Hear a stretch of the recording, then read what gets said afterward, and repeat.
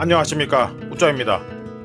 이번 경제 이야기는 처음에는 서서히 그러다 갑자기입니다. 들어가기 앞서 구독과 회원가입 감사합니다.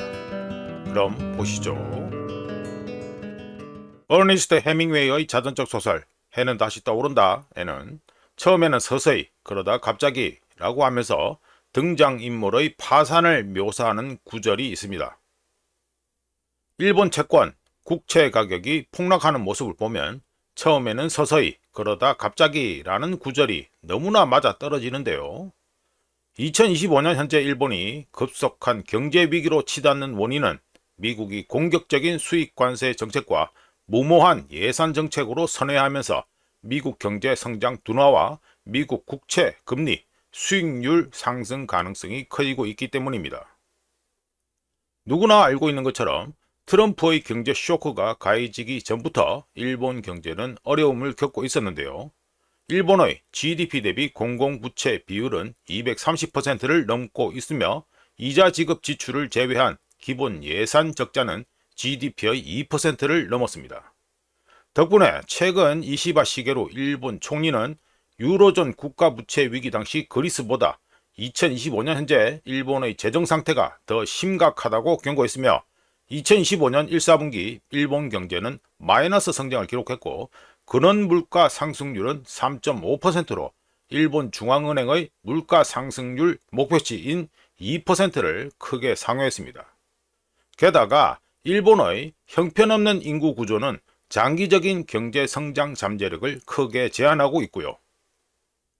이런 상황에서 일본 경제가 가장 원하지 않았던 것은 미국발 경제적 충격이었는데 트럼프는 수출 의존도가 높은 일본 경제에 충격을 안겨줬습니다.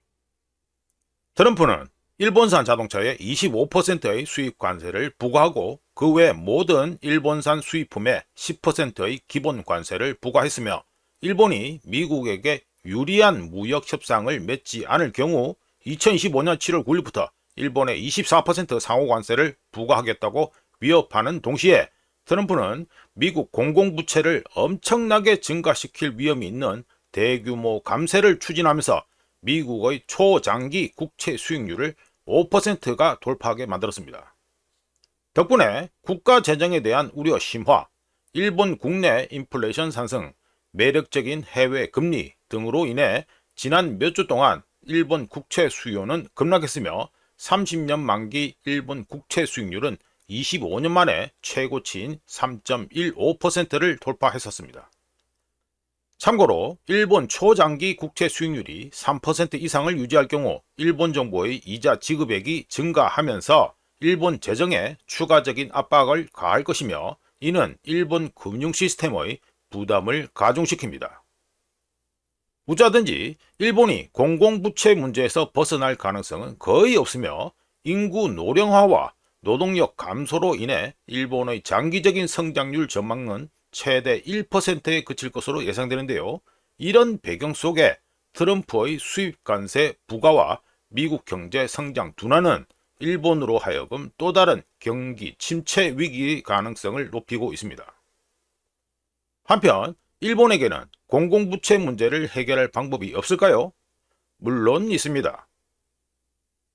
일본이 공공부채 문제를 해결할 수 있는 유일하고 실질적인 방법은 세수 증대와 함께 공공지출의 대규모 삭감을 단행하는 것인데 문제는 이를 실행할 정치적 의지가 부족하다는 것입니다.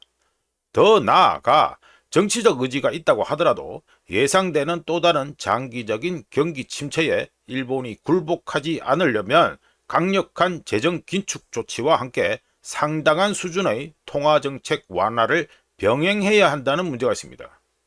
바꿔서 말하면 통화정책의 상당한 완화를 통해 재정 긴축을 보완해야 합니다.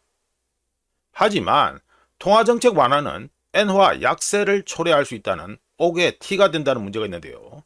엔화 약세는 이미 큰 규모를 자랑하고 있는 일본의 경상수지 흑자를 더 확대하는 데 기여하면서 일본의 경상수지 흑자 행진과 미국을 희생시키면서 의도적으로 자국 통화 엔화 가치를 떨어뜨리는 것에 대해 신경질적 반응을 보이는 트럼프 앞에서 빨간 천을 흔드는 것과 같은 상황을 만듭니다.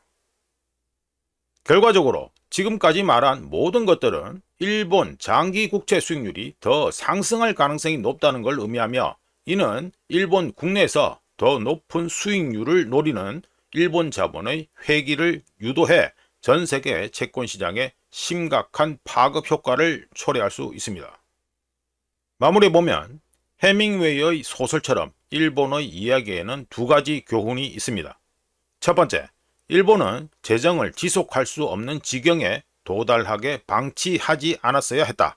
두 번째, 트럼프의 공격적인 수입 관세 및 감세 정책은 의도치 않게 일본 경제 침체와 일본 부채 위기를 촉발할 가능성이 높다.